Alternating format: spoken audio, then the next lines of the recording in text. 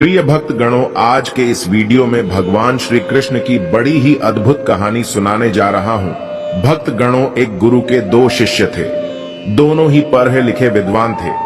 दोनों में फर्क सिर्फ इतना था कि एक भगवान को मानने वाला था और दूसरा भगवान को न मानने वाला नास्तिक था, और वह शराब पान भी करता था, वेश्याओं के साथ गमन करता था।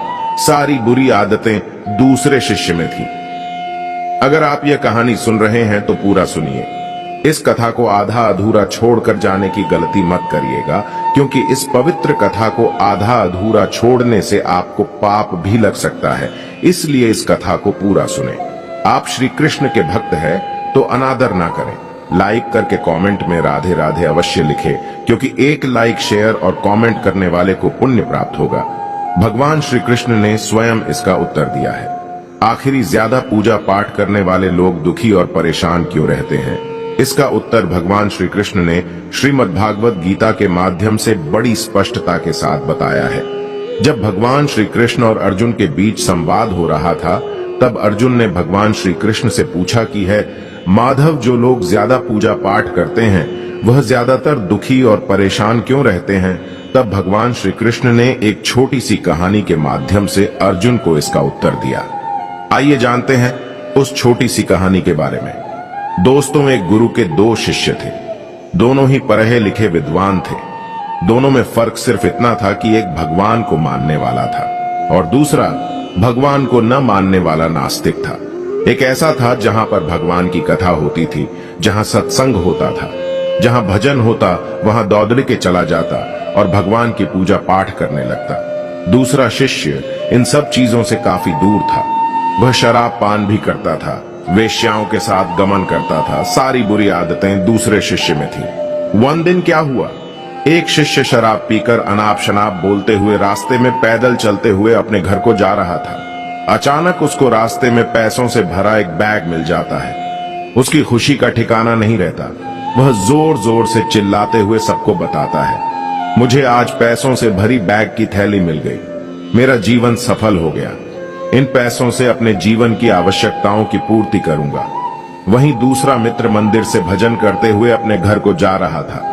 अचानक उसकी पैर में एक बड्ढी काटे चूक जाती है। रक्त निकलने लगता है। ठीक उसी समय दूसरा शिष्य भी वहीं पहुंचता है और हंसते हुए उसको बोलने लगता है, क्यों, तुम ही हो ना जो सबसे ज्यादा पूजा पाठ करते हो, भगवान का भजन करते हो।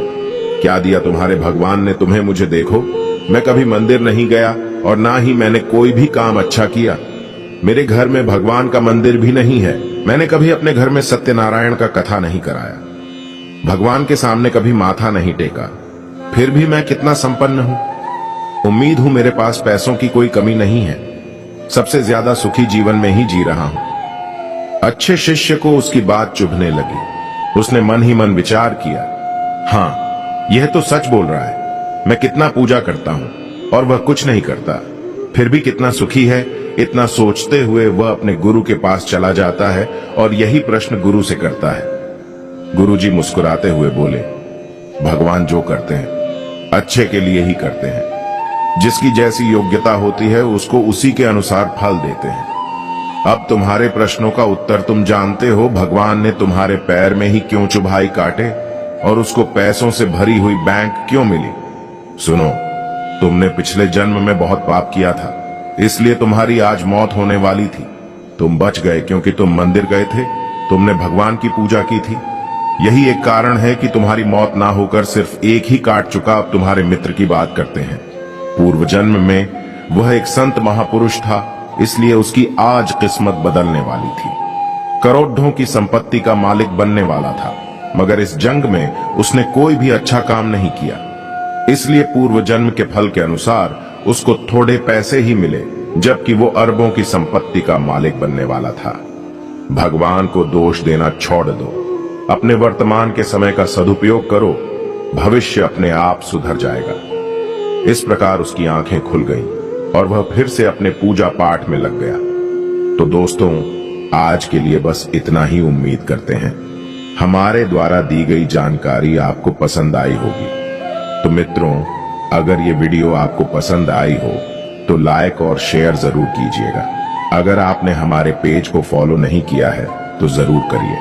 और हाँ, वीडियो को अंत तक देखने के लिए आपका बहुत बहुत धन्यवाद। मिलते हैं एक न्यू वीडियो के साथ, तब तक अपना ध्यान रखना।